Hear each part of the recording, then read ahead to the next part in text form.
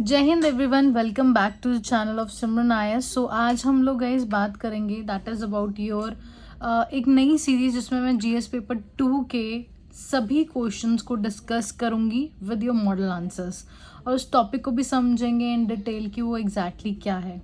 So guys this is your first question जो कि आपका critically analyse the one nation and the one election proposal है in the light of the India's federal structure and diverse regional political landscape. So guys आपको ना जब आप तैयारी कर रहे हो तो आपको ये दिमाग में रखना है कि इंट्रोडक्शन कुछ ऐसा होना चाहिए, आप अभी से मेहनत करनी शुरू करो जो आप डिफरेंट जगह पे मेंशन आउट कर सकते हो। जैसे इलेक्शन के बारे में है तो साइमल्टेनियस इलेक्शन के बारे में है तो वैसी आपको लेजिस्लेटिव असेंबली या फिर इलेक्शन बर्डन पे कुछ आ जाता तो आप ऐसा एक तैयार कीजिए इंट्रोडक्शन जो आपके कहीं जगह यूज़ हो सके। So this way you can resolve your problem और अपनी जो है प्रिपरेशन और भी अच्छी से कर सकते हो, राइट। तो law commission of India guys in its 170th report 1999 was the first to recommend the first one nation and one election system, and simultaneous elections suggested synchronized elections for both your, that is your Lok Sabha legislative assembly, to reduce the election frequency in India। तो guys ये तो देखो थोड़ा सा हो गया बड़ा।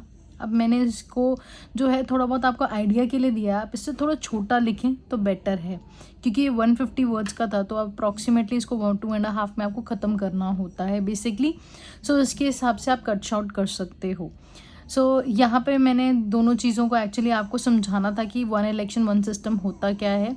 तो गाइस जो आपके साइमल्टेनियस इलेक्शंस होते हैं हम लोगों के, जहाँ पे हम लोग जो है लोकसभा और लेजिस्लेटिव असेंबली के इलेक्शंस इकट्ठे कंडक्ट कराते हैं उसको हम लोग साइमल्टेनियस इलेक्शन बोलते हैं या one nation one election system बोलते हैं। अब इनके क्या एडवांटेजेस हैं guys?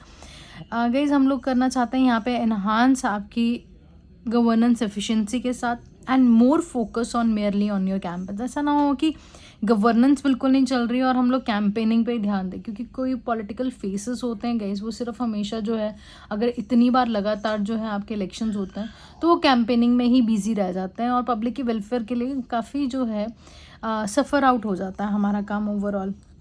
So guys next is your reduce electoral fatigue as fewer elections will result in more participation. Guys यहाँ पे दो वर्ड्स छुपे हुए हैं कि एक तो आपके इलेक्टोरल जो फटीक है जो कि मैं आगे भी डिस्कस करूँगी, आपकी जो जॉब्स में जो कि आपके जैसे टीचर्स हैं या फिर स्टाफ है या इलेक्टोरल इलेक्शन कमीशन वाले हैं या सिक्योरिटी फोर्सेस हैं, उनके ऊपर एक तो कम बर्डन पड़ेगा और वो अपनी रियल जॉब पे फोकस कर पाएंगे। उसको हम लोग कहीं ना कहीं रियल इलेक्टोरल फटीक भी बोल सकते हैं।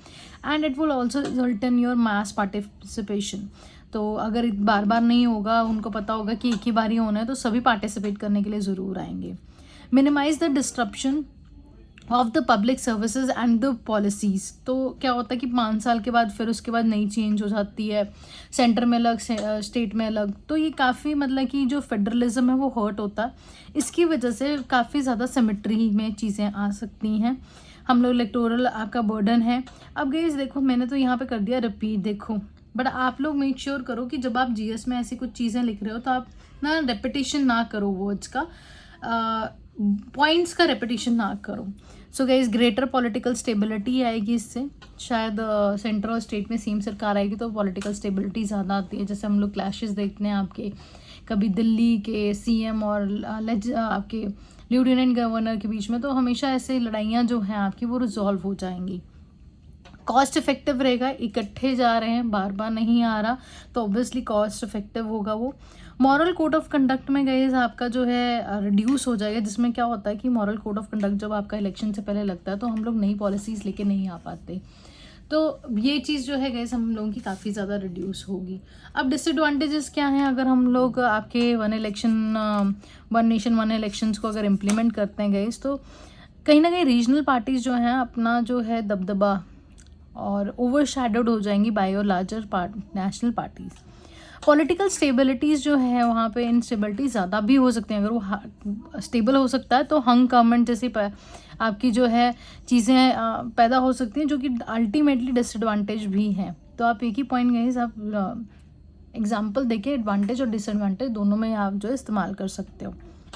लॉस्ट स्टेटस ऑटोनॉमी ऑटोनॉमी अपना स्टेटस खो देंगी, सेंटर पे लोगों का ज़्यादा ध्यान होगा, स्टेट पे नहीं होगा, मतलब कि PM will be more preferred than your CM. So reduce your representation of your marginalised groups. तो मार्जिनलाइज जो हमारे ग्रुप्स हैं, है ना, तो वो कहीं ना कहीं आपके सफ़र आउट होंगे, क्योंकि जो मैंने बताया कि ओवरशैडो हो जाती है रीजनल पार्टीज, तो ये उसके कंटेक्स्ट में ही है.